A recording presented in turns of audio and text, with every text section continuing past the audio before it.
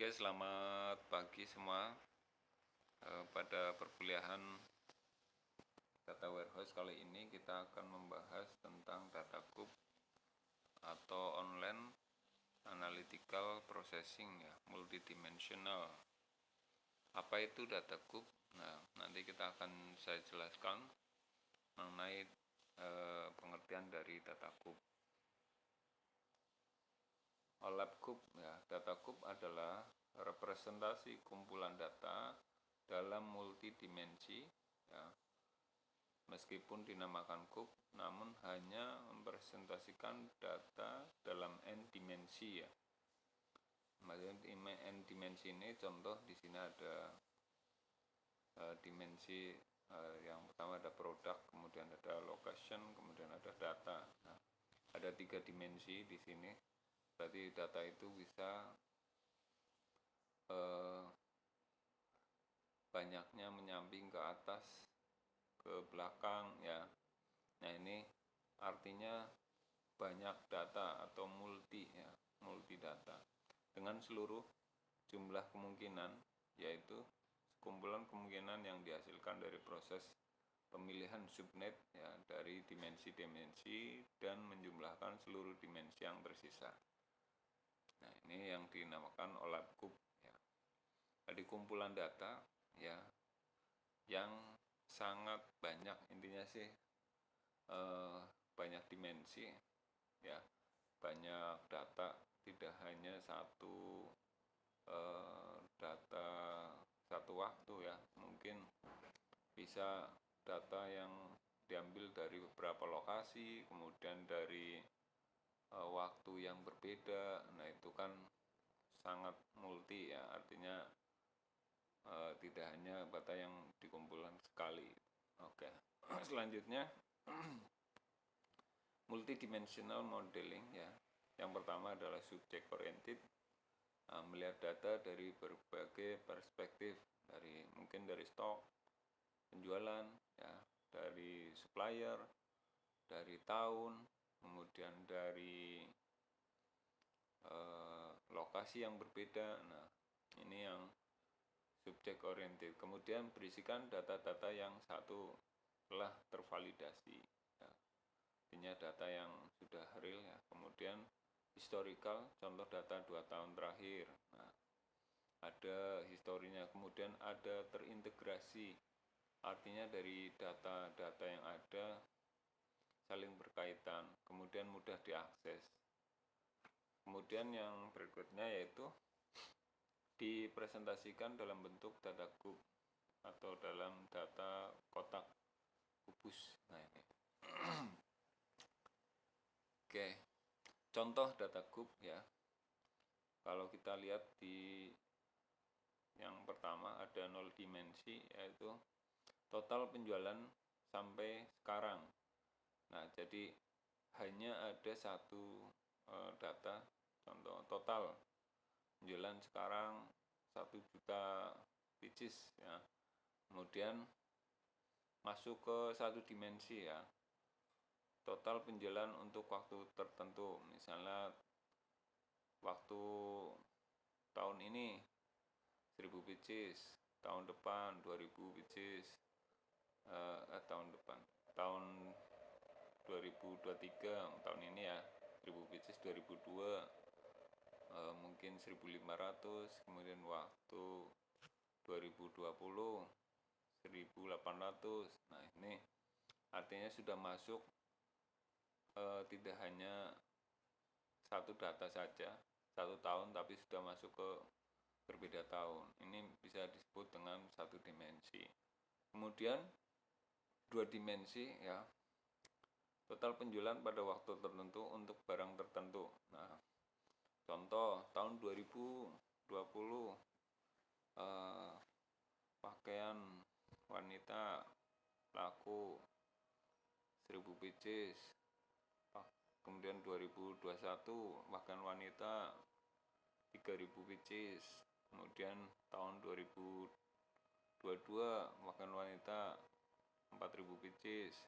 Kemudian masuk lagi pakaian pria tahun 2020 1500. Nah, ini sudah masuk ke 2 dimensi, artinya sudah banyak menambahkan 2 dimensi ya.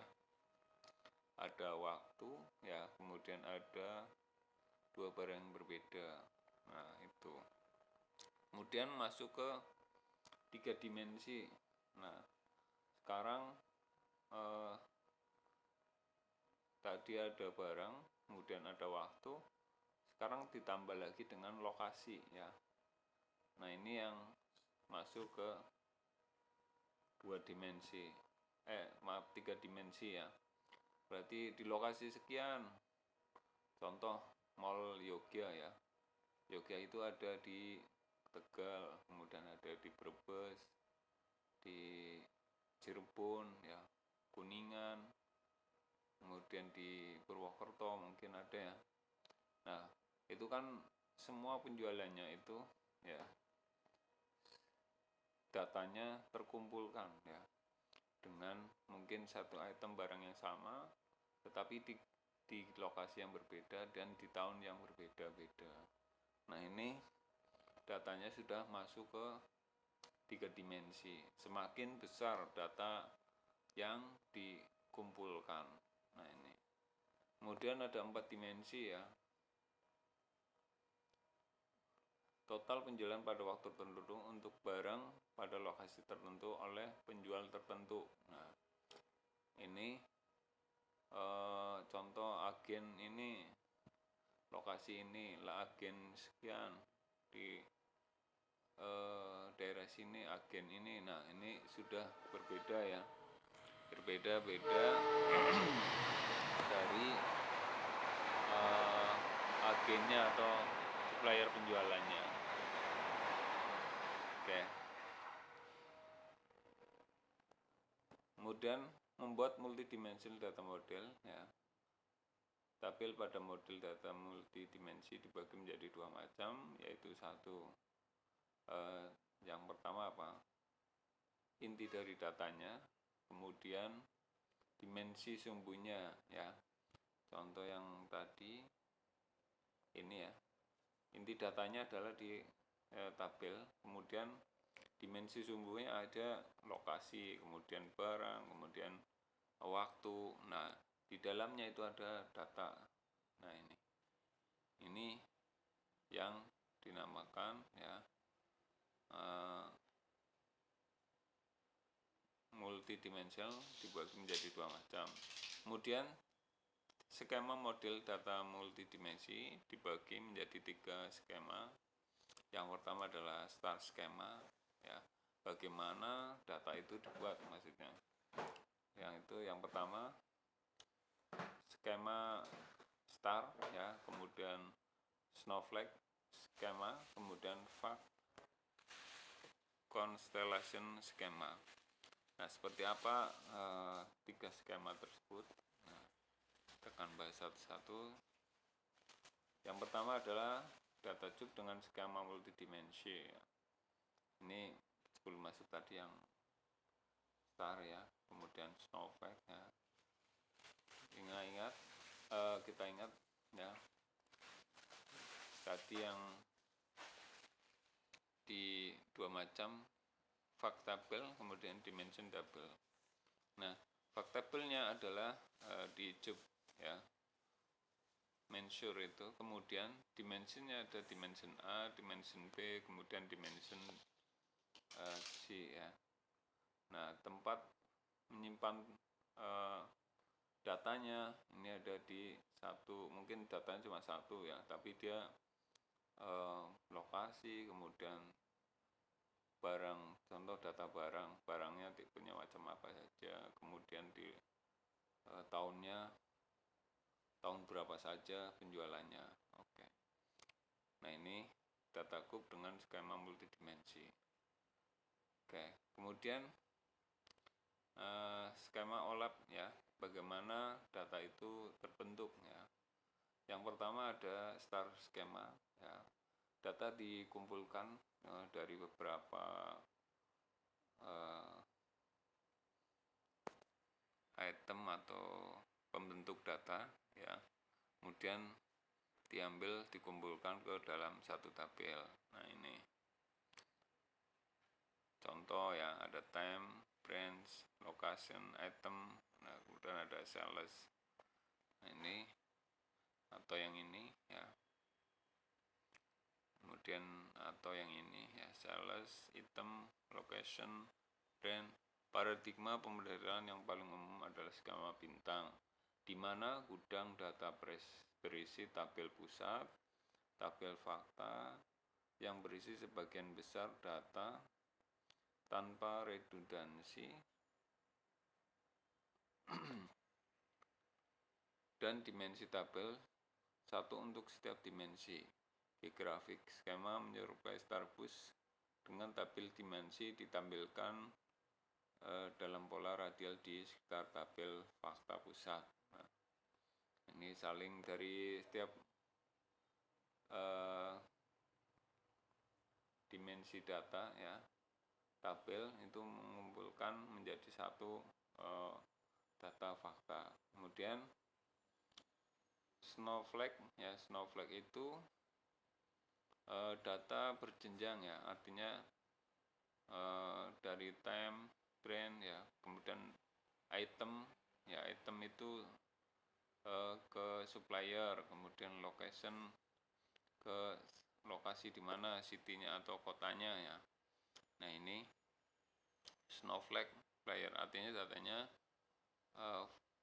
berjenjang atau snowflake scheme ya, adalah varian dari model skema bintang, di mana beberapa tabel dimensi dinormalkan sehingga lebih memecah data menjadi tabel tambahan.